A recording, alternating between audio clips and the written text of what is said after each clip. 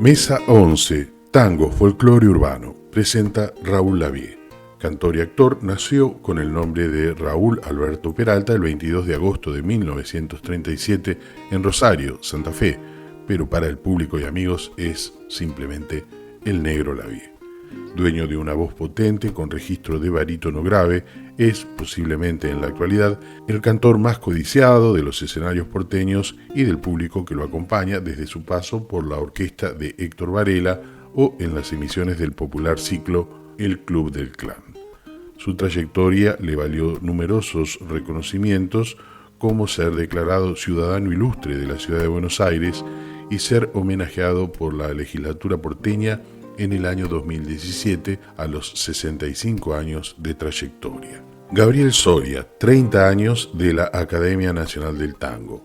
Gabriel es presidente de la Academia Nacional del Tango, coordinador del Museo Mundial del Tango y docente en el Centro Educativo del Tango de Buenos Aires en la materia cine y su incorporación al tango. Tiene una extensa trayectoria como productor de televisión y radio y dirigió 60 documentales televisivos dedicados a los capos del tango, programa distinguido con 4 premios Martín Fierro por su emisión en canales de aire y cable. Produjo espectáculos musicales en el Teatro Maipo y como productor discográfico fundó el sello Discos Río de la Plata. Presentador y conductor, desde 2015 es el director de Tango Buenos Aires Festival y Mundial de Baile que organiza el gobierno de la ciudad de Buenos Aires. Miguel Ángel Barcos, el tango en la Patagonia. Miguel es músico, pianista y director de coros. Su carrera artística ha sido de toda una vida en el tango. Pianista de diversas orquestas de la época como la de los maestros Armando Pontier y Leopoldo Federico, acompañando también a los cantores más importantes de una época como Miguel Montero, el polaco Goyeneche, Raúl Lavie y tantos otros, no solo en Buenos Aires, sino en distintas localidades argentinas.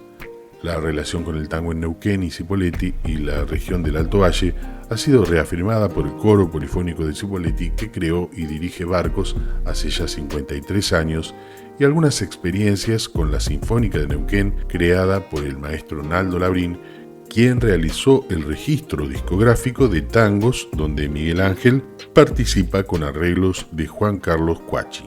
Irene Amuchastegui, tangos y zambas, algo en común. Periodista especializada en música y cultura popular, editora, traductora. Escribió en El Heraldo, de Buenos Aires Herald, Crítica de la Argentina e Infobae, entre otros medios. Durante más de una década, perteneció a la redacción de Clarín como redactora y editora. Dirigió diestango.com, portal multimedia trilingüe del grupo Vida. Es autora de Agustín Magaldi, la biografía Aguilar, y Café de los Maestros, Retina. Coautora junto a José Govelo de Vocabulario Ideológico del Lunfardo, editado por Corregidor, y coautora junto a Oscar del Priore de 100 tangos fundamentales y A mí se me hace cuento, editado por Aguilar. Es autora del ensayo Pase por Tango, Atlántica, Francia, y traductora de tango de Jean-Luc Thomas. Colabora en revista Eñe y El País. En 2017 recibió el premio Conex de Platino al periodismo en la categoría Música Popular. Integra la Academia Porteña del Lunfardo y la Academia Nacional de Tango. Hola, soy Raúl Lavie y les doy la bienvenida a la Mesa de Tango en este 6º congreso que organiza la Academia Nacional de Folclore junto a la Municipalidad de Neuquén. Por primera vez desde la virtualidad nos encontraremos con referentes de este género como Gabriel Soria, que hablará sobre el tango folclore urbano, Miguel Ángel Barcos, tango en la Patagonia, e Irene Amuchastegui, tango y zambas. Saludamos y agradecemos a quienes participan de esta iniciativa y les damos la bienvenida a este encuentro. Muchas gracias. La Academia Nacional del Folclore nos honra nuevamente con esta invitación al 6º Congreso y nos honra, digo, por esta mesa que estamos integrando. Es un honor compartir con nuestra académica titular, la periodista y escritora Irene Amuchastegui, y nuestro académico correspondiente, el maestro Miguel Ángel Barcos. Estamos cada uno en nuestra casa, pero Miguel está un poquito más lejos que nosotros, en el lugar que has elegido como tu lugar en el mundo. Y nosotros hoy, la virtualidad nos lleva a que el lugar en el mundo tenga que ser nuestro ámbito.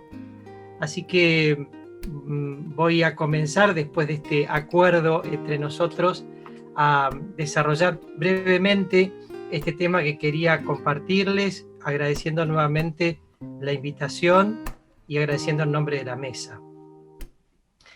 Todo puede comenzar aquel 8 de mayo de 1954 en la ciudad de Montevideo, cuando el joven estudiante de arquitectura, Horacio Arturo Ferrer, de apenas 20 años de edad, fundaba junto a un grupo de amigos tangueros el Club de la Guardia Nueva. De aquel glorioso encuentro nos quedan aún el testimonio de Carlos Ballarino, el más antiguo amigo de Horacito, como le gusta definirse, y Boris Puga, sin ninguna duda, un sabio del coleccionismo en el Río de la Plata. Junto con ellos y un puñado de fanáticos del tango, nació, repito, el Club de la Guardia Nueva, 8 de mayo de 1954. Y para formalizar el fundamento de su origen, alquilaron un sótano en la calle Soriano y Minas,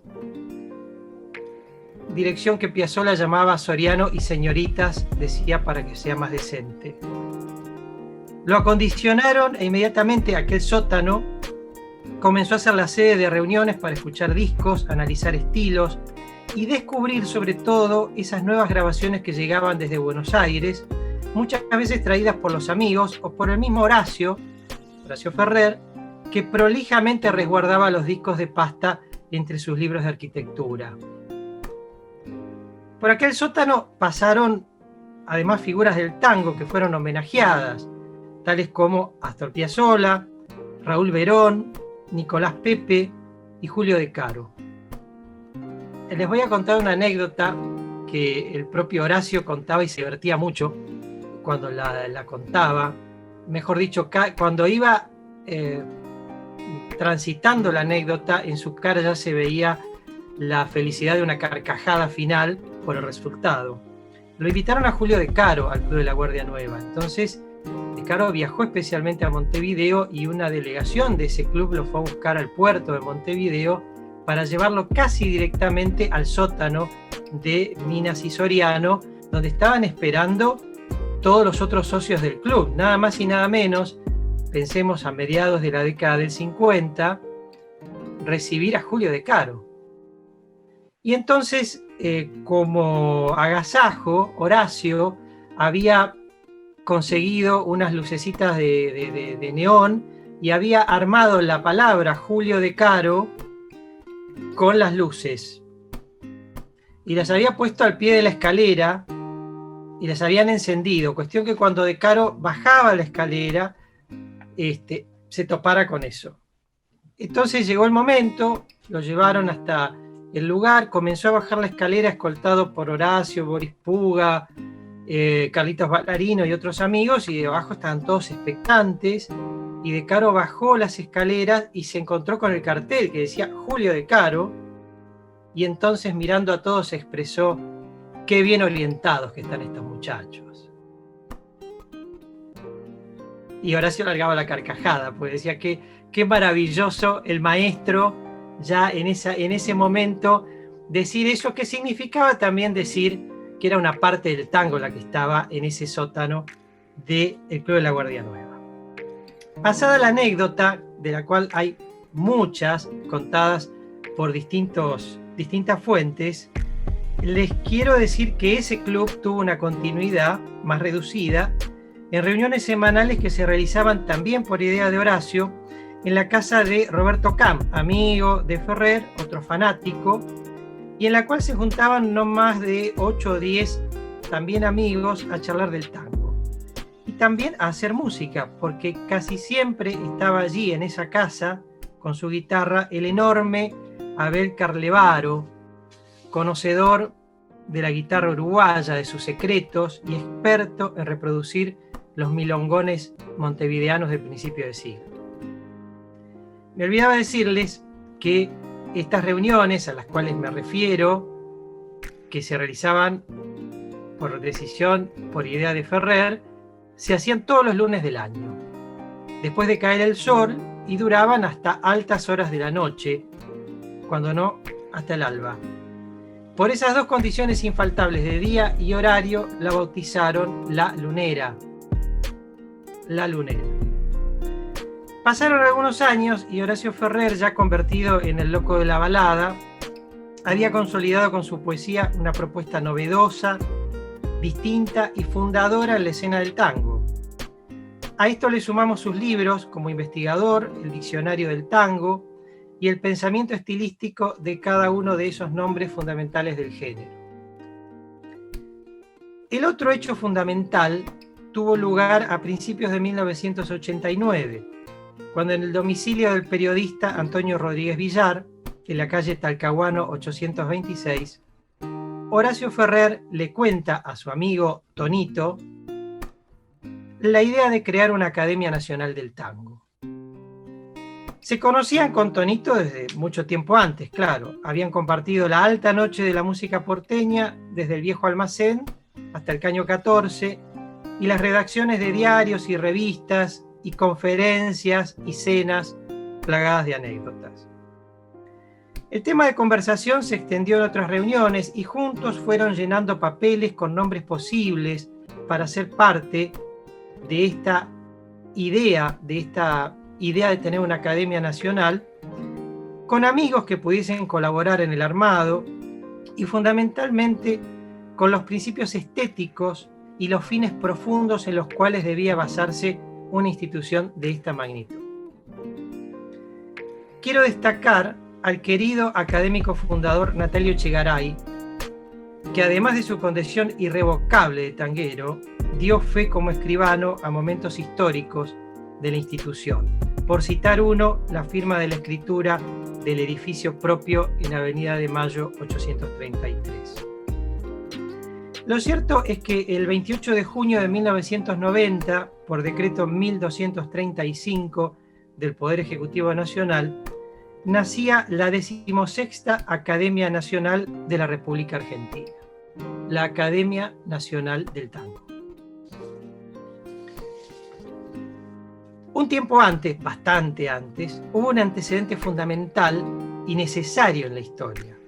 El 21 de diciembre de 1962, en la ciudad de Buenos Aires, José Govelo, Nicolás Olivari y Amaro Villanueva, junto a un grupo de amigos, entre los cuales se encontraba el destacado León Benarós, habían creado la Academia Porteña del Lunfardo, para el estudio del habla popular con el lema «El pueblo agranda el idioma». Fue un hecho totalmente novedoso que sembró la idea de estudiar, de acopiar y de profundizar sobre el habla, sobre la ciudad y, claro, indudablemente sobre el tango. Aquel club de la Guardia Nueva de Montevideo de 1954 y la Academia Porteña del Lunfardo en la Buenos Aires de 1962 son sin ninguna duda la génesis estética de la Academia Nacional del Tango, y por eso desde su fundación la Academia del Lunfardo es nuestra hermana mayor. Desde ese entonces, nuestro académico fundador, Antonio Rodríguez Villar, de ahora en adelante y siempre Tonito, comparte la vida de nuestra Academia Nacional acompañando cada momento de esta historia, las publicaciones, el edificio, la creación del museo, los programas de radio y los congresos.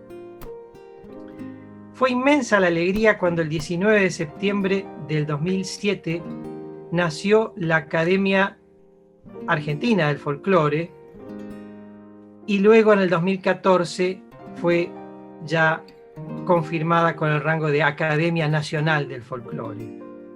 Recuerdo que junto a Horacio recibimos la noticia en el 2007 y lo festejamos con un aplauso para su fundador, para Tonito, y para quienes junto a él creyeron también en esta idea, porque como decía el mismo Ferrer, las ideas valen más que el dinero, porque el dinero se acaba, pero las ideas perduran. Cuando Tonito me invitó a este nuevo congreso, pensé en abordar nuevamente el encuentro de la canción criolla y el tango, del folclore y la música urbana. Y me pareció que una forma de dejar sentado este estrecho lazo de convivencia era contar esta historia con sus protagonistas, esta historia de ideales y de sueños, de convicciones y de mucho trabajo diario en pos de estudiar, preservar y honrar a los creadores.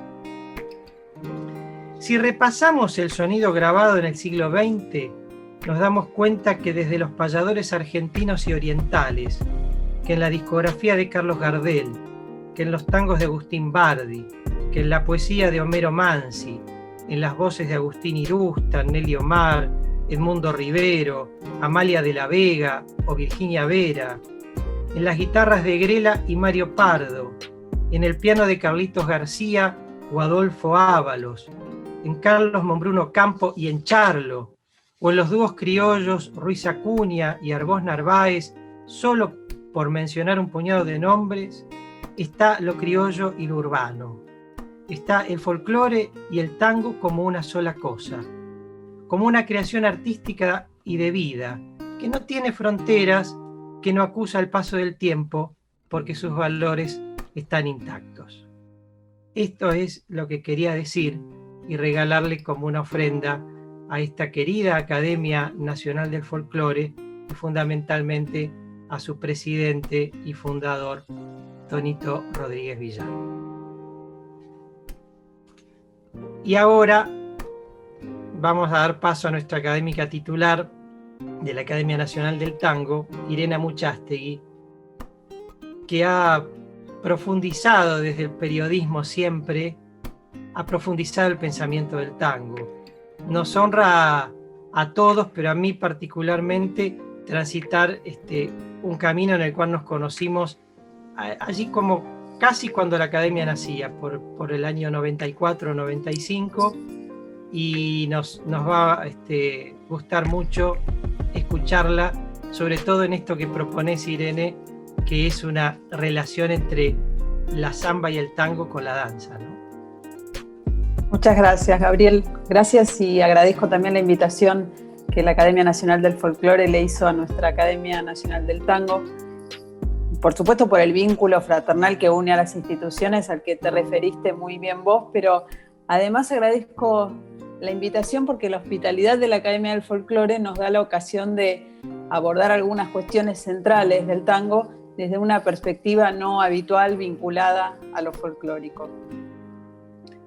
El tango en singular, como forma musical, cumple en su origen al menos con una condición esencial del folclore, el anonimato. Aunque los tangos, en plural, por supuesto, no sean anónimos, lo mismo ocurre, claro, con lo que llamamos música de raíz folclórica. Sus páginas más populares son desde muy tempranamente el producto de la inspiración personal de autores y compositores, cuyos nombres no solo son conocidos, sino que están inscriptos en un auténtico Olimpo de la cultura popular. En cambio, si hay algo que ha perdurado indiscutiblemente en el anonimato, en el tango, eso es la danza, entendida como baile social, claro. Nada más anónimo que el baile social en el tango. A su práctica le cabe perfectamente la definición formulada por el sociólogo Alfredo Poviña en 1944 para una teoría sociológica del folclore. Poviña analiza el hecho folclórico y dice: es el saber colectivo por excelencia. No es patrimonio exclusivo de un reducido círculo de individuos, como sucede con el saber filosófico y el saber científico o artístico, obra de sabios, de investigadores, de elegidos, que colectivamente forman las élites. Es el patrimonio de todos, la obra del grupo, anónima, desindividualizada, que pertenece a cualquier sujeto integrante de una sociedad. El saber vulgar lleva así como marca distintiva su origen de creación popular, como patrimonio de nadie en especial, sino del grupo mismo, dice Poviña. El reino de lo colectivo es el dominio de lo anónimo. Diremos que es el campo de lo mostrenco, de lo que no tiene dueño. En lo colectivo ya no hablamos de individuos, los hechos son sin autores. Ha desaparecido ya el genio de la creación individual.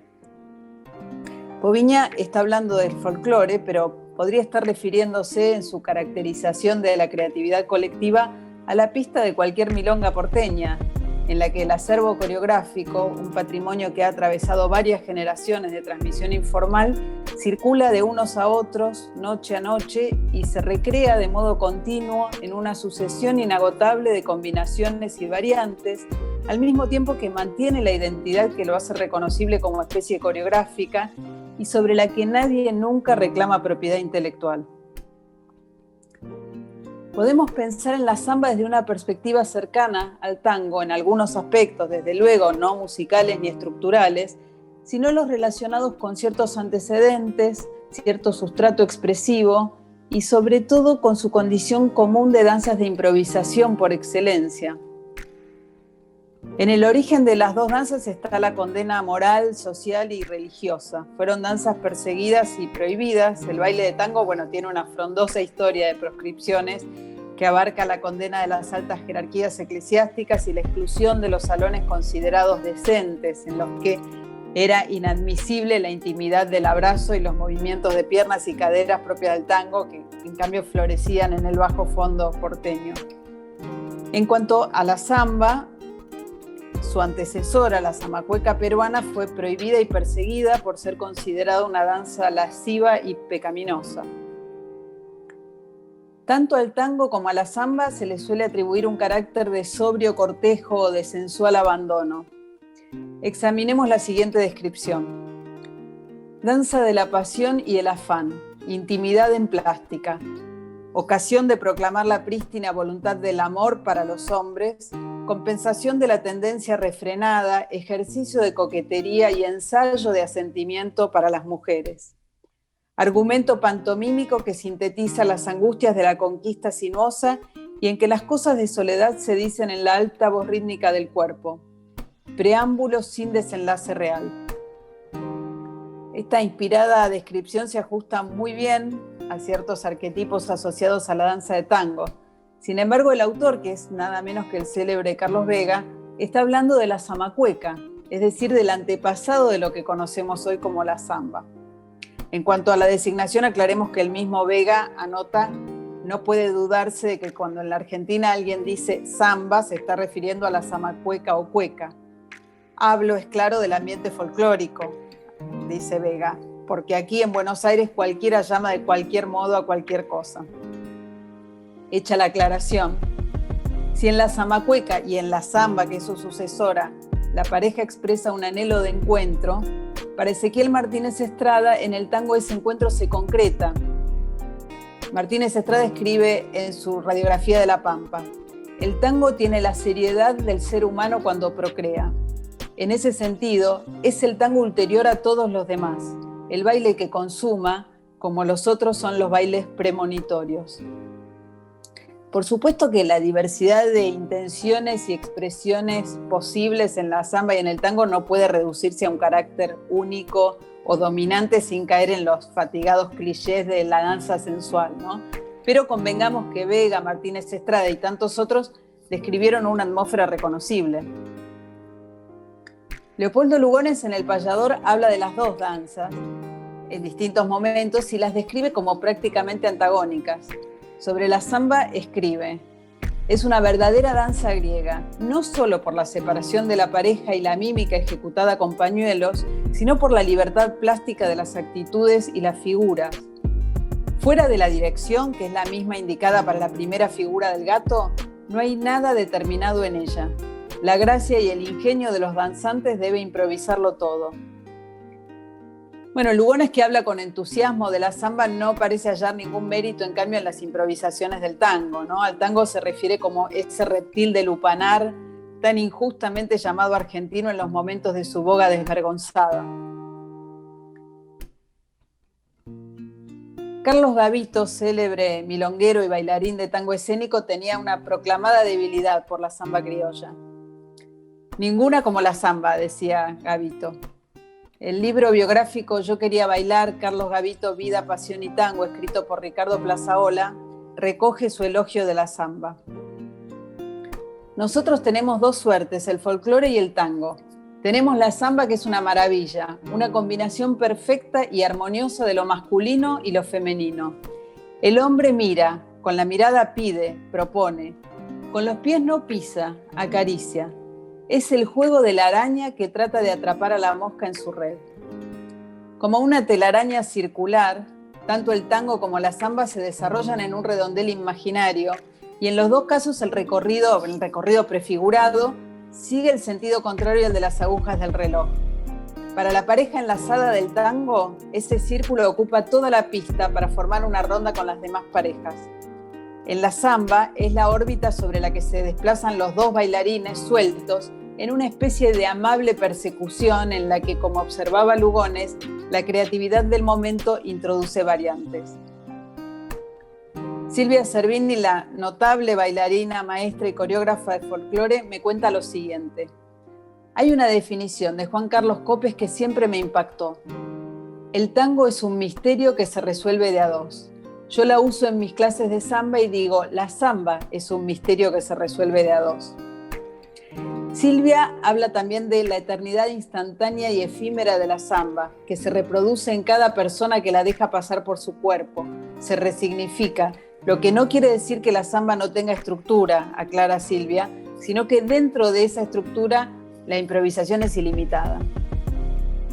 Y ya estamos hablando sobre esta condición que en sus mejores manifestaciones es tan distintiva del tango y de la samba.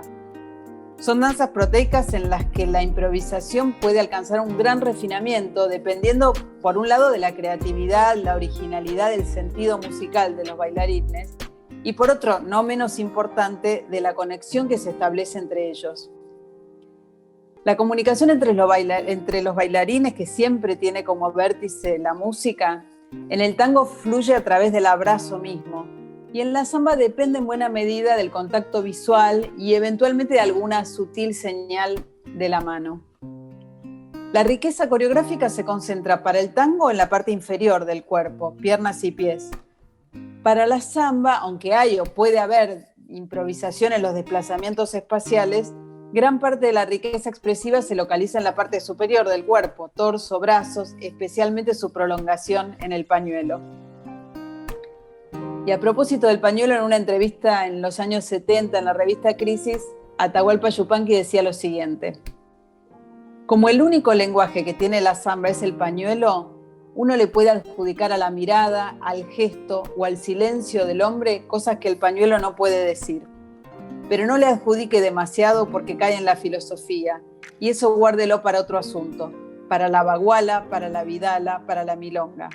No conviene ponerse a decir muchas cosas con la samba. Para Cuchi Leguizamón, el pañuelo en la samba es el tercer personaje, el que facilita la comunicación de la pareja. El criollo, mentalmente tímido por naturaleza, aprovecha el pañuelo para expresar sus sentimientos, para entenderse con su pareja. Los distintos pases del pañuelo van marcando sus mensajes. Decía Cuchi que además era un buen bailarín de tango, por otra parte. En el tango toda la creatividad del bailarín se concentra en los pies, como decíamos. Al caminar, sobre todo de eso se trata el tango, puede transitar una inagotable diversidad de formas en la que se conjugan variables de juego rítmico, dinámica y calidad del paso. A ese caminar se suma el diseño repentista de secuencias de movimientos combinados. Con 3 figuras, 8 giros y voleos se podría improvisar indefinidamente, pero el vasto vocabulario del tango ofrece muchas más. Finalmente, y para cerrar, mencionemos un elemento que sitúa al tango y la samba como danzas antitéticas y que en tiempos de pandemia, como los que estamos atravesando en este 2020, cobra una particular relevancia, que es la distancia física entre los bailarines. Para el tango de pista, que no comienza sino en el momento en el que la pareja se enlaza en un abrazo que no se interrumpe hasta el final de la música, la pandemia instauró una nueva proscripción y una gran incertidumbre sobre la supervivencia del circuito milonguero, un ecosistema frágil para hacer frente a circunstancias tan críticas como esta. La samba parecería proponer todo lo contrario del tango.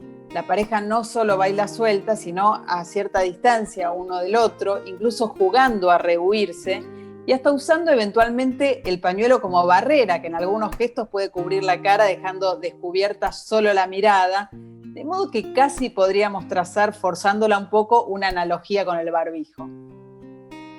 Ironías de la pandemia: durante este periodo de aislamiento hay quienes practican la samba por Zoom. En todo caso, y volviendo para cerrar a las palabras de Silvia Cervini, ella dice: una cosa es improvisar y otra es ser un improvisado. Folclore es el saber del pueblo, pero muchas veces nos olvidamos que esa es la sabiduría. Ocurre con la samba, ocurre con el tango, con las oraciones, con la voz de los viejos y los atardeceres. Nos olvidamos, porque no hay tiempo, dice Silvia. Y a propósito, yo creo que también se está cumpliendo el tiempo destinado a mi intervención, así que me queda volver a agradecer la invitación a la Academia del Folclore y a Gabriel, y dar paso a Miguel Ángel para que comparta con nosotros un poco su experiencia de desarrollo del tango a distancia de lo que se considera el centro neurálgico y es indudablemente la capital del género. Felicitaciones, Irene. Yo me sumo a lo que acaba de decir Irene, esta disertación tan Ahí estoy. que abarca tantas cosas, y me sumo a darle paso a Miguel, un maestro que nos ha enseñado a escucharlo en su trayectoria musical y ha enseñado a muchas generaciones desde su docencia, ¿no? Desde su docencia directa. Tenés la docencia de los discos y tenés la docencia directa que haces con los alumnos. Bueno, no sé si está activado el micrófono. ¿Me escuchan? Te escuchamos. Ante todo, para poder hablar de la situación del tango en el interior del país y sobre todo en la Patagonia, que es donde yo resido, tengo que hablar un poquito de mi historia. Yo tuve la suerte de empezar con el tango desde muy chico, en uno de los momentos más cumbre del tango, un momento en donde en Buenos Aires había, o en el país había cientos de orquestas, inclusive orquestas en cada pueblo que tocaban tango. Pero ¿qué pasaba? Yo la escucho atentamente a Irene cuando habla de la danza. En esos momentos de las orquestas, tanto con Pontier, con Leopoldo Federico, con Montero, íbamos a los bailes, es decir, el tango se escuchaba en los bailes. No existían prácticamente los recitales. Buscando algunas confiterías del centro, como la Richmond, no había lugar para tomar un café y escuchar. Eran pocos los lugares. Pero estaba el baile familiar sobre todo, y los cabarets importantes con espectáculos en donde la gente podía escuchar a los músicos. Era tanto el fervor que había, en donde, al igual que el fútbol, se producían en los bares porteños verdaderas discusiones bizantinas, en donde qué era mejor, si bailar con D'Arienzo, si bailar con Pugliese. Eran distintas formas de baile, donde Pugliese prácticamente empezó con el adagio, le permitía al bailarín hacer figuras diferentes, y cada orquesta tenía un ambiente determinado. Eso me permitió que con las orquestas viajar por todo el país, y mágicamente uno se encontraba en lugares que uno decía, acá no puede haber, por ejemplo, Comodoro Rivadavia, estoy hablando de muchísimos años atrás, 60 años atrás, y la gente recibía porque la conocía a la orquesta y conocía a los cantantes a través de la radio, que había mucho tango presencial, tal es así que en Radio Belgrano había una orquesta estable de tango que dirigía Leopoldo Federico, que tuve la suerte de estar mucho tiempo con él, y a través de un poco en los últimos años de la televisión, que había programas muy importantes con orquestas, y en los bailes la gente, un poco pensando en la brillante disertación de Irene, la gente hacía su ronda bailando y se quedaba cerca del palco, paraditos, agarrados de la mano, escuchando a sus preferidos, porque hubo una época en que estaban todos. Y cuando yo llego acá a la Patagonia, por razones que pensé que iba a cambiar mi vida para siempre, por otra profesión, eso sé que no iba a tocar más, eso me duró menos de 24 horas cuando llegué. Y entonces me puse a pensar, ¿cuál es la historia? ¿Por qué a la gente le sigue gustando el tango? Por dos motivos. Uno, habría que hacer un análisis sociológico. Uno es la magia del tango. ¿Cómo es posible que pueda gustar inclusive los textos en otro idioma? Y creo que es la fascinación de la energía y la fascinación de la misma manera que podemos emocionarnos con una grabación de Edith Piaf sin entender el argot francés. Y por otro lado, la Patagonia tiene la característica que mucha gente de Buenos Aires y de grandes ciudades se dirigen hacia, y se siguen dirigiendo hacia Patagonia, desde Buenos Aires sobre todo, y extrañando ese tipo de presencia. Eso se cortó cuando la gran crisis del tango, con apariciones de formas nuevas como el Club del Clan y otros formatos, inclusive el intento de cuando se hizo el primer festival de La Falda, donde ahí los conocía a mi querida amiga Susana Rinaldi y Piro, que estaban de novios. Él se filmó una película que yo hice la música, que no se estrenó nunca tampoco. Y luego cuando llegué aquí había lugares, se creó en Chipoleti una fundación Amigos del Tango. Y después se fueron muriendo todos. Y ya prácticamente las generaciones no han visto especialmente las orquestas. Y ocurría aquí un fenómeno cuando yo llegué, que venían muchos cantores solos a distintos lugares, a fiestas. Los cabarets de la zona traían, una vez por semana, traían algún cantante famoso. Entonces, ¿qué ocurría? Esos cantantes, o la gente sabía que traían el bandoneón porque el pianista estaba acá, que era yo. Entonces así desfiló el Negro Lavie en sus principios, el Polaco, bueno, todos, estaban todos. Y luego empezó a venirse abajo, hasta que inclusive al tango siempre le costó mucho, ¿no? Yo siempre digo que ha sido muy difícil todo, ¿no? Yo siempre digo que es un parto de nalgas, el que le costó muchísimo, le costó al coro. Yo recuerdo que cuando el coro de Chipoleti, que dirijo hace 53 años, fue a México, en el Teatro Bellas Artes, me dijeron que tangos no. Yo tenía 2 tangos en repertorio, por lo cual no les llevé el apunte y hicimos lo mismo, tangos, y bueno, terminaron aceptando un arreglo que yo les di, y costaba mucho. Y acá en Neuquén se produjo una cosa maravillosa hace unos años, en donde el quien fue secretario de Cultura de la provincia de Neuquén y el que formó prácticamente la Orquesta Sinfónica de Neuquén, el maestro Fernando Labrín, me invitó a hacer un disco con la sección cuerda de la Sinfónica, con arreglos de Juan Carlos Cuachi. Ahí se hizo la presentación. Las orquestas empezaron a hacer arreglos importantes. Lo que estaba faltando, tanto para los coros como para las orquestas, arreglos tangueros. Es decir, esa cosa que tiene el jeite, como decimos nosotros, de la misma manera que en el jazz podría faltar el swing. Nosotros decimos que el jeite es aquello que no se puede escribir, que solamente tocándolo y con experiencia se puede lograr. Así se hizo la presentación de ese disco. Vino como concertino invitado el maestro Pablo Agri, dirigido por el maestro Juan Carlos Cuachi. Y así empezamos. Y la historia con el coro también fue muy difícil, porque los coros no cantaban muchos tangos, porque no había arreglos. Los directores de coro generalmente tienen una extracción del clásico o una extracción del folclore, pero no hay muchos tangueros. Entonces, por lo tanto, no había arreglos tangueros.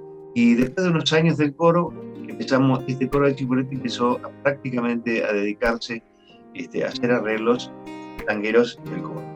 Yo la crisis que veo la veo en el interior, me parece que en todos lados, pero yo hablo de lo que conozco, que es la Patagonia, es decir, de Río Colorado para abajo, por no decir de Bahía Blanca para abajo. Este renacer del tango, que es gracias a Dios a través de la danza, porque no hay pueblo que no tenga un taller de tango, una milonga, pero está faltando todavía la otra pata, que se habla poco en los festivales, en los congresos, que es la pata de la poesía. Es decir, los bailarines actualmente, gente joven y no tan joven, no tienen el contacto que se tenía con el cantante que brindaba el texto. Para como maravilla y para desgracia también, tan compleja la poesía y tan de alto nivel, que es muy difícil comprender en 3 minutos el sentido real. Cómo una persona que nunca escuchó Naranjo en Flor puede comprender de entrada que era más blanda que el agua blanda. Y así como tantas cosas, como las famosas metáforas del maestro Horacio Ferrer, mencionaba Gabriel.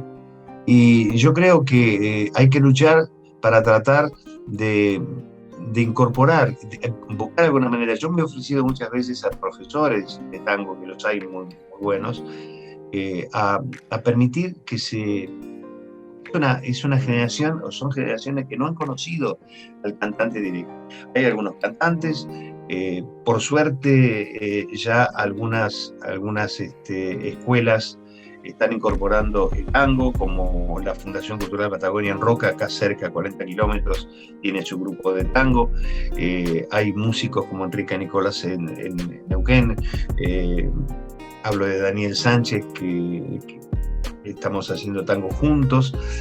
Pero en esa época no existía el recital, el concierto. Hoy no tiene acceso si va un grupo a tocar tangos a una milonga, la gente no escucha directamente, es decir, siente el tango y el ritmo, y puede haber un cantante cantando magníficamente bien, pero no se detienen como en esa época se detenían, porque estaban los ídolos. La gente quería ver a Morán de cerca, quería ver al polaco de cerca, quería ver cómo Castillo se desabrochaba la corbata, ¿no es cierto?, para hacer su personificación.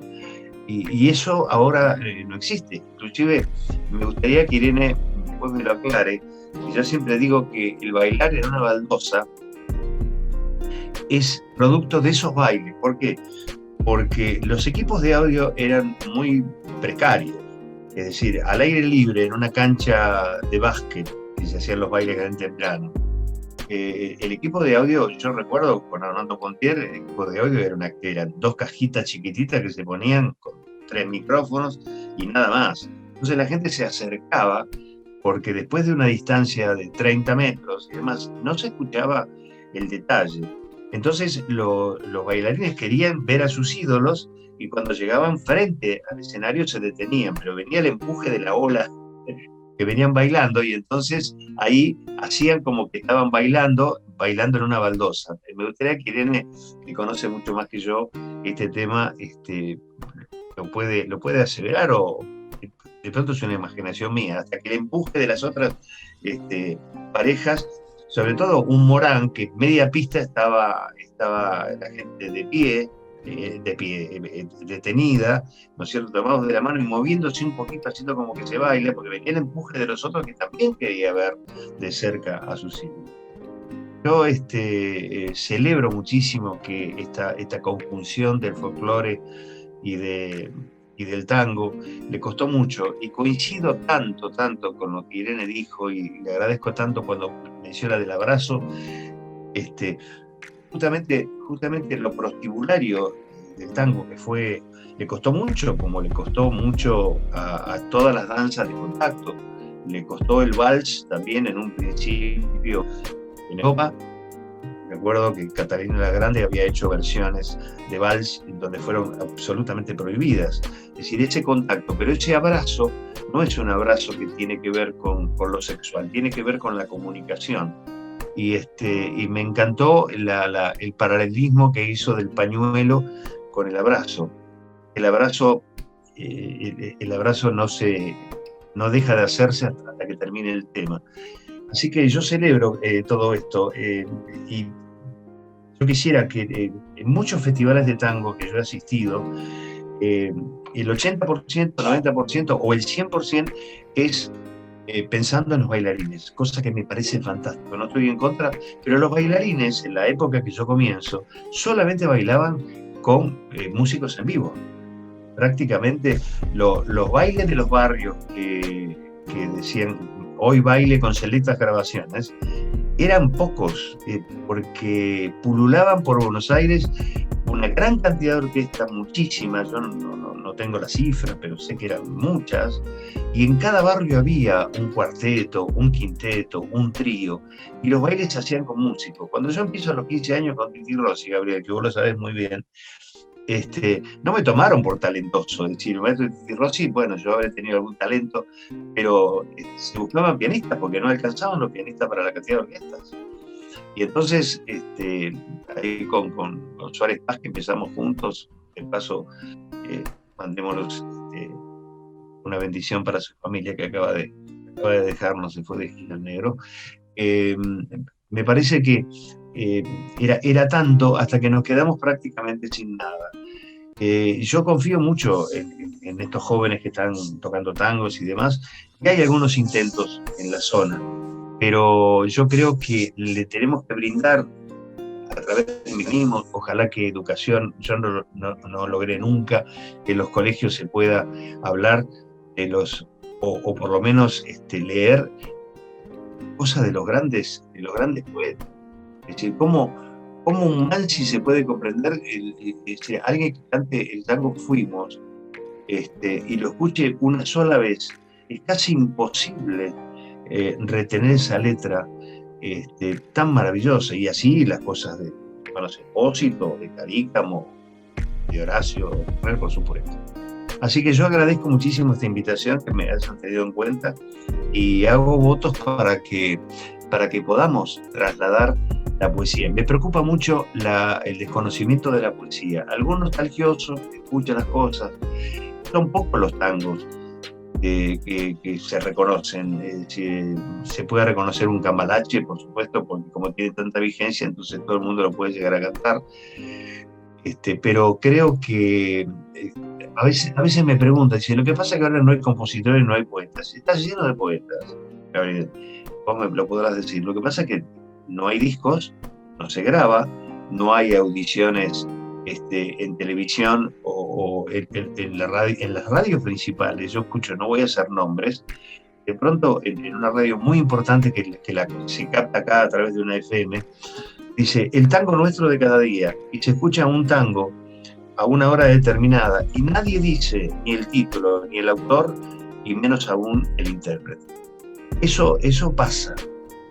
O se ve en algunos programas de televisión donde se baila o se canta, no quiero mencionar a nadie, yo recuerdo una vez que dice, y ahora van a interpretar de Luis Miguel El día que me quieras. Mira, hasta caer en ese tipo de cosas, porque como Luis Miguel, de mucho más que Gardel, seguramente, entonces evidentemente piensan que El día que me quieras es de Luis Miguel. Y así una serie de cosas que habría que corregir. Yo desde aquí hago lo que puedo. Yo tengo una trinchera, agazapado, tratando de hacer lo que puedo.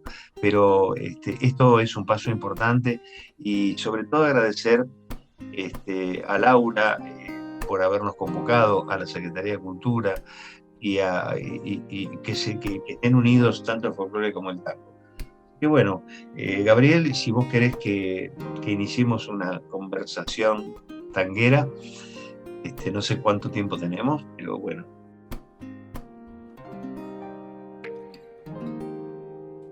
Creo que quedó pendiente, qué lindo lo que dijiste, Miguel, quedó pendiente algo que le preguntaste a Irene. Claro, Irene, ¿estás escuchando, Irene? No me escucha. Ahí te vamos. Sí, yo te escucho bien, no Irene, sé si me escuchas. Cuando yo dije a Irene, vos que seguramente esto lo sabés más que yo, cuando hablo de esas... Porque yo todo esto siempre lo vi desde arriba del escenario. Cuando estaban todos, cuando la gente iba a los bailes en el interior, hace mucho tiempo no habías nacido, por supuesto, y la gente seguía la ronda del baile, pero se detenía delante del palco para poder escuchar, porque los equipos de audio eran muy primarios, para ver de cerca a sus ídolos, a Morán, al Polaco, al Castillo, a todo el mundo, y se quedaban, pero estaban presionados por los otros que venían por la ronda. Entonces ahí yo siempre digo que el bailar en una baldosa, como se dice a veces en el tango, empieza ahí, porque disimulaban que estaban bailando, pero para no irse cerca del escenario, hasta que daban otra vez la vuelta y seguían, ¿no? Mira, no sé cuál es el origen de la expresión, pero no pongo en duda el relato, porque además vos tenías la perspectiva privilegiada del escenario, ¿no? Claro. Que me imagino que infinidad de noches habrás pasado y habrás asistido a esta escena infinidad de veces. Yo, si bien como decís, no llegué a vivir esa época mítica de los bailes populares, sí reconozco en tu relato la evocación de Morán o de Castillo, con quienes tuve ocasión de hablar en entrevistas varias veces y que recordaban esto mismo, ¿no? La gente al pie del escenario intentando estar lo más cerca posible. Bueno, en el caso de Morán, aparte, las mujeres, ¿no? Yo he visto las actuaciones de Pugliese, por supuesto con Morán, donde la gente veía distintos espectáculos. Morán producía hasta el grito de los fans de los Beatles o de otros grupos. La Beatlemanía empezó con Morán, sí. Sí, posiblemente uno de los cantantes que tenían más sex appeal, sobre todo que cantaba temas muy profundos, ¿cierto? Como Pasional, en donde habla, ¿cierto?, de un amor muy crudo. Y también Pugliese tenía espectáculos, porque los músicos también le ofrecían un espectáculo. Por ejemplo, el primer bandoneón de Pugliese, que era Ruggero, era una forma de tocar tan sexual, porque justamente una de las cosas, esto evidentemente los analistas médicos lo sabrán explicar mejor que yo. Es decir, el tango produce una pasión que tiene que ver también con la figura de los músicos. Es decir, el bandoneón ya de por sí, cuando el bandoneonista se mueve, agacha su cabeza y demás, evidentemente eso produce una atracción muy, muy interesante, digno de un análisis, por supuesto. Tiene que ver con la pasión, lo mismo que las letras. Yo recién mencioné que cuando uno escucha una grabación de Edith Piaf sin entender no el francés, el argot francés, uno se emociona solamente, y eso es lo que pasa con las letras de tango cuando se escucha en un concierto en otro idioma. En Japón, como la gente se puede emocionar escuchando una letra profunda sin entender. Y en el caso del tango, de la música, pasa lo mismo. Ahora, fíjate que en lo personal, este coro que yo dirijo hace 53 años, si quieren sacar la cuenta, saquen la cuenta, Irene. Pueden sacar la cuenta. Me costó muchísimo. Y yo lo que hago dentro de mi trinchera de ver a la Primera Guerra Mundial, lo que hago es explicar cada tema. Cuando hacemos algún tema, antes de la pandemia habíamos entrenado un arreglo de nada, y entonces medio como que explico algunas figuras. O cuando uno hace Suyo Verde, que habla de un lugar, ¿cierto?, que no lo menciona, que es un camposanto, un cementerio. Todo eso lo explico. Como también cuando hacemos Balada por un Loco explicamos desde Vieites. La gente, cuando uno dice desde Vieites, no saluda, la gente no lo entiende. Y algunos cambian la letra, cosa que a mí no me gusta, que es decir, desde el manicomio nos saludan, ¿no? De Vieites. Y hay que explicar que ese hospital neuropsiquiátrico, uno de los muros estaba sobre la calle Vieites, donde se asomaban los enfermitos y saludaban. Y todo eso trato en lo posible de hacer docencia en el coro, cuando tengo atrapado a un determinado público y lo puedo decir. Y bueno, Gabriel. Sí, yo escuchando lo que contabas, Miguel, sobre todo la experiencia tuya directa, que siempre es tan hermoso disfrutarla contada por el artista.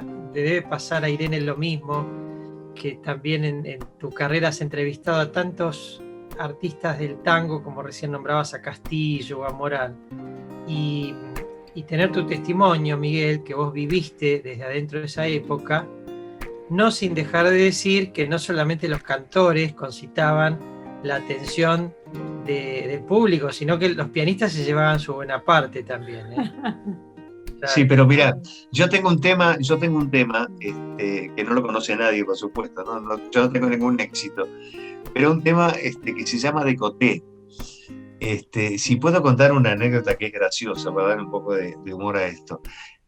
Como muy bien decís, en el palco, quienes estaban frente a la gente y frente a las mujeres y demás, y podían ver, eran todos, los violinistas, los cantantes ni hablar, y los bandoneonistas, pero el que estaba siempre de costado es el pianista.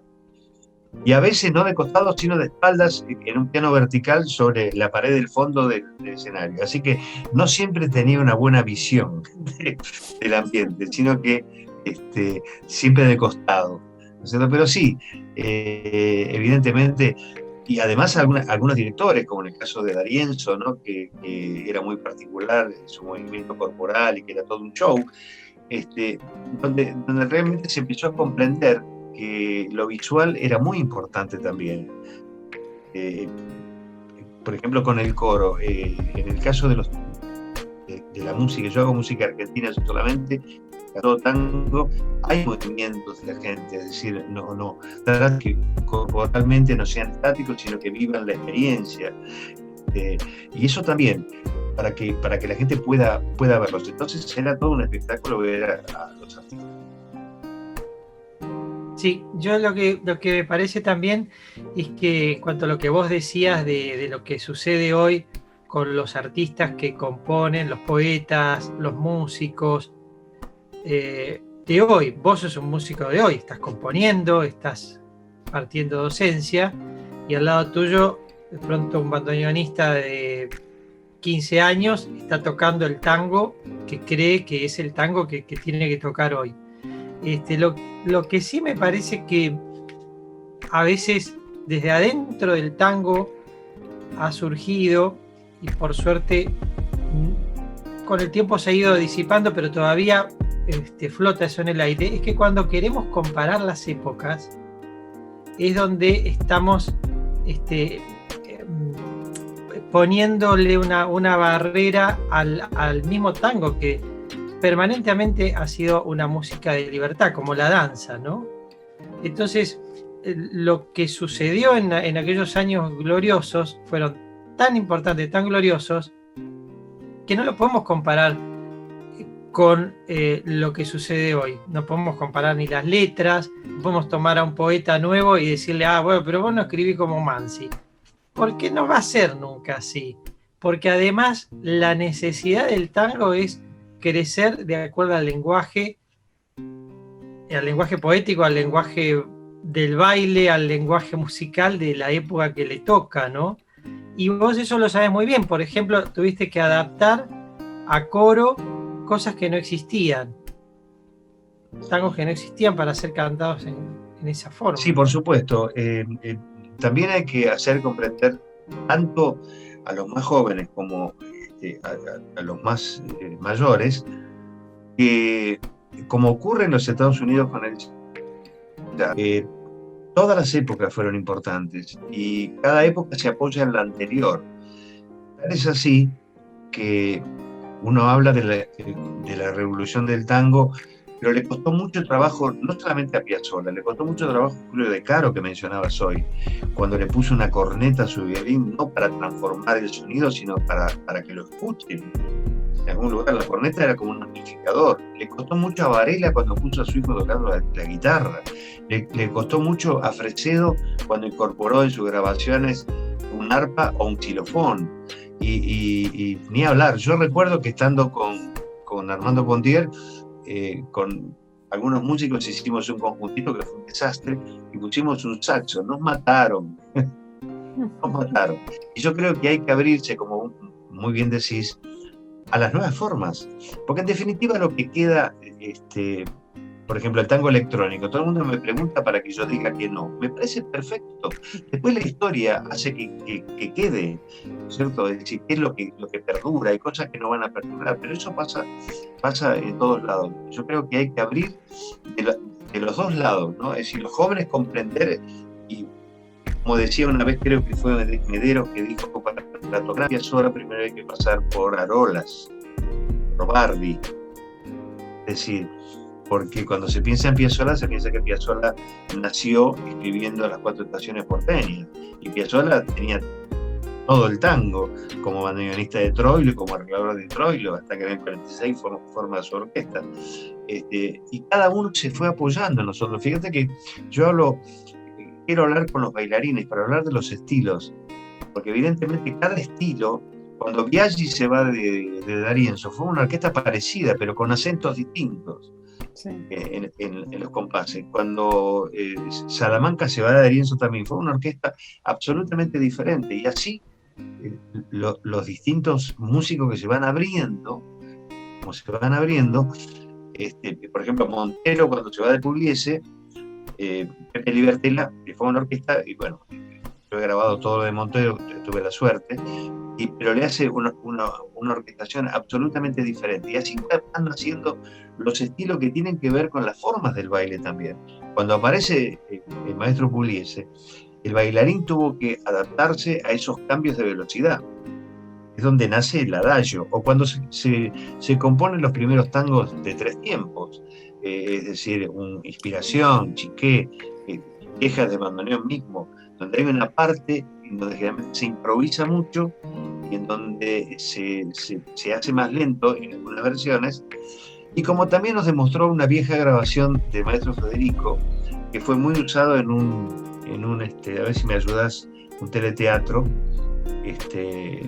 me parece, que es Adiós Nonino, en un ritmo tanquero impresionante. Es decir, ahí demuestra que cuando decían esto no es tango, le decían a Piazzolla, que se cansó y dijo, bueno, música de Buenos Aires, si no es tango.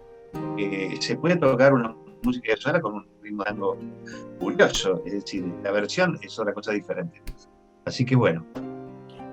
Es muy interesante, Miguel, además lo que planteas en relación con la danza también, y con la evolución de la danza, la evolución o las variaciones que se producen en el baile social, en el baile popular de tango, que forman parte de esta, digamos, continua transmisión y continuo enriquecimiento que se da con un enorme caudal coreográfico que se transmite de generación en generación, pero también con adaptaciones, novedades y aportes creativos de nuevas generaciones. En este sentido, me parece interesante resaltar que yo estaba hablando un poco de aspectos, digamos, del baile más tradicional, social de tango, y que hoy por hoy, digamos, dentro de esta apertura que estamos celebrando tanto Gabriel como vos en relación con la música y la danza, también aparecen nuevas formas de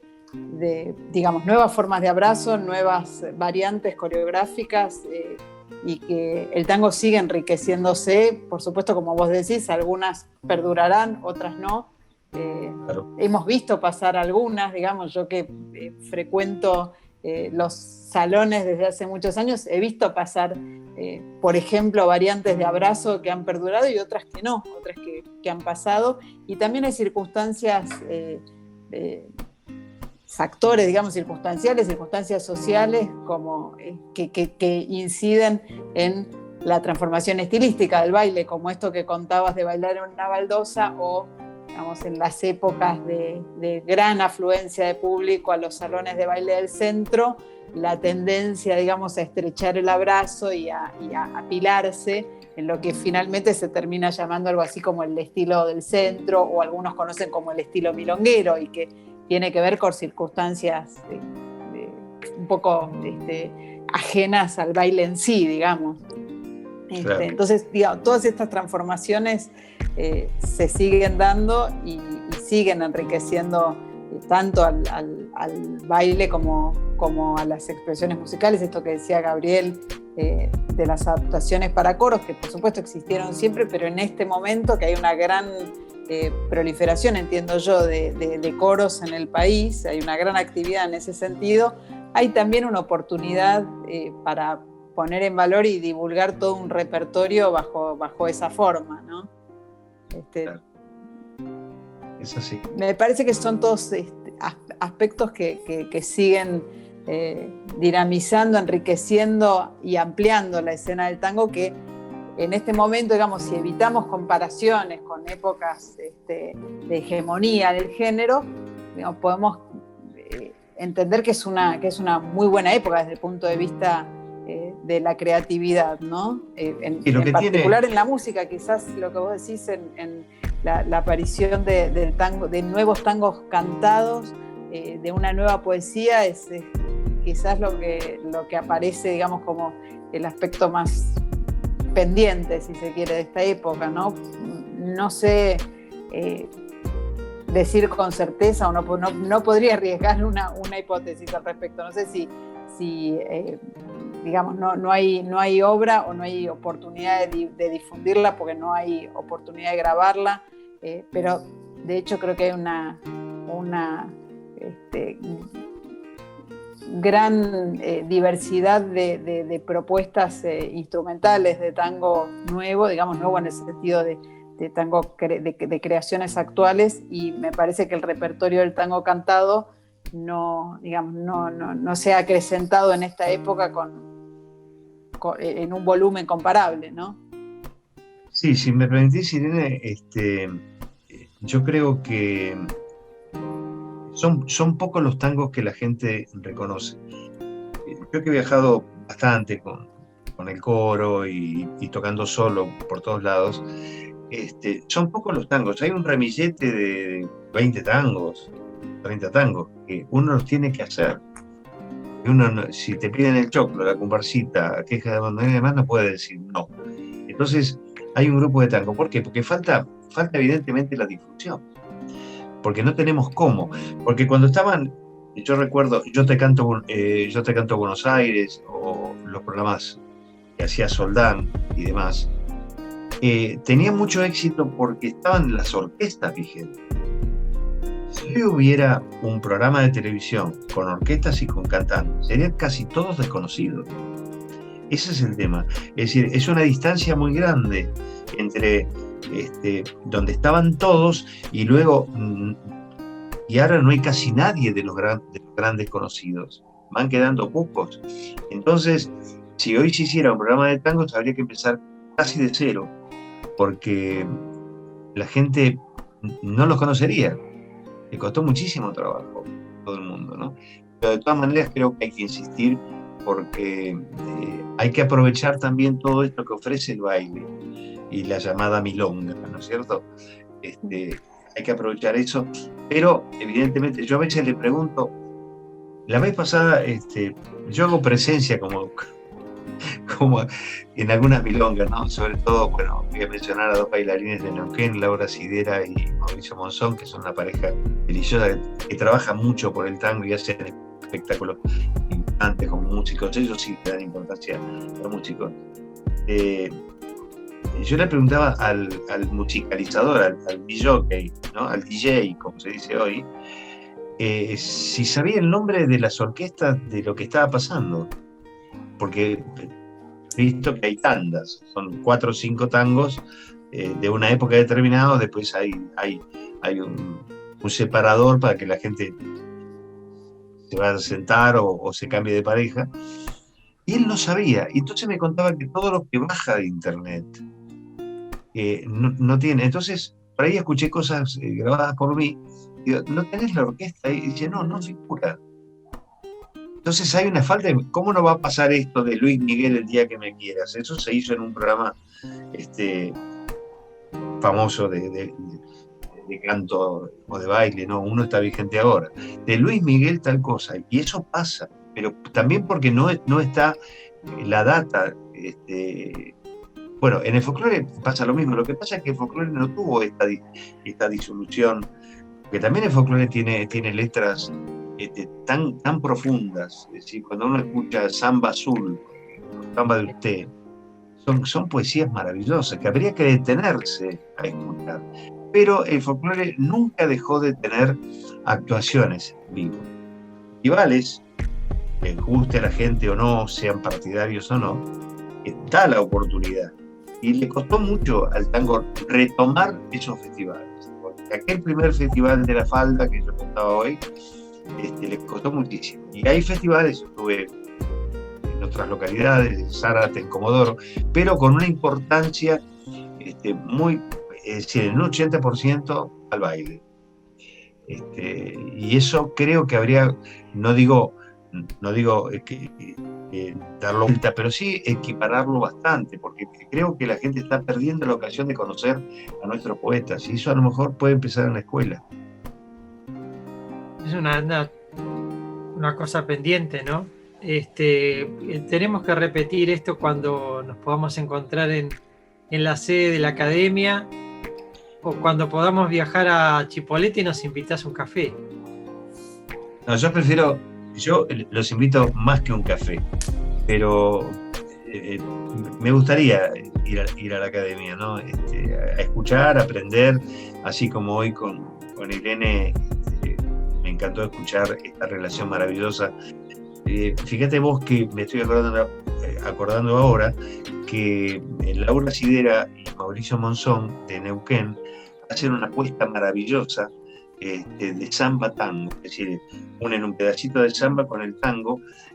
Son bailarines con muy buena formación, y les voy a contar esto, ¿no? Porque ellos lo hacen a veces con un poco de miedo, pensando en que no hay una relación, ¿no? Pero sería lindísimo entonces si se puede sumar un registro de esto que me contás para ilustrar esta hacemos una conversación cosa, que tuvimos. Irene, Sería yo lindísimo. le voy a pedir a Laura si tiene algún registro de su danza, y si no, los hago hacer, y te lo voy a mandar. Después por privado decimos cómo hago, para que veas cómo hacen la danza, ¿no? Porque los dos vienen del folclore. Y se nota mucho. Yo siempre digo que los bailarines de tango que vienen del folclore tienen una plasticidad mayor. Por ejemplo, el bailarín de tango puro que empieza con el tango, el manejo de las manos es casi nulo. En cambio, el bailarín de folclore maneja sus manos de una manera diferente y su cuerpo de una manera diferente. Sí, en alguna época había mucho prejuicio en relación con esa extracción entre los bailarines de tango, ¿no? El bailarín que venía del folclore, sí, por ahí estaba un poco estigmatizado. Y sin embargo, bueno, tenemos grandes, magníficos casos, ¿no? Magníficos ejemplos. Sí, por supuesto. Aquí nuestra Laura nos dice que nos agradece el contenido, dice que tiene los videos de Mauricio, y así buenísimo. Que se encargarán seguramente de... Gran noticia. Nos cuenta que estarán en el Congreso. Laura Sidera y Mauricio Monzón estarán en el Congreso. Perfecto. Sería interesante que puedan hacer, o si tienen los registros de esa tango samba, que cada vez que tenemos un espectáculo, yo he hecho muchos espectáculos con ellos. Laura es una gran productora, posiblemente conoce muchísimo de lo que es la escenografía y demás, pero tiene la virtud que le da lugar a la música para escuchar. Hay muchos ballets de tango, y no voy a mencionar a ninguno, que es el ballet de fulano de tal con acompañamiento de los músicos. Y será que los músicos cambian permanentemente, pero el músico siempre pasó a un segundo plano. Fíjate que inclusive, Gabriel, es una cosa de analizar, cuando uno encuentra un vinilo, por ejemplo, de cualquier orquesta de la época, encuentra el nombre de los cantores y del director. Nunca figuran los músicos. Lo que pasa es que la gente sabía quiénes eran y se sabía los pases. Yo recuerdo una vez en una, no sé si Radiolandia, qué sé yo, cuando yo pasé de Tití Rossi a Pontier, salió, se sabe que fulano de tal pasó a tal orquesta. Es decir, los pases como en el fútbol. Eso, por supuesto, al haber menos trabajo, evidentemente los músicos rotan mucho más. No eran exclusivos de una orquesta determinada, ¿no es cierto? Y debe pasar eso con los ballets también. Nos resta agradecer entonces a la Academia Nacional del Folclore esta tan cálida invitación.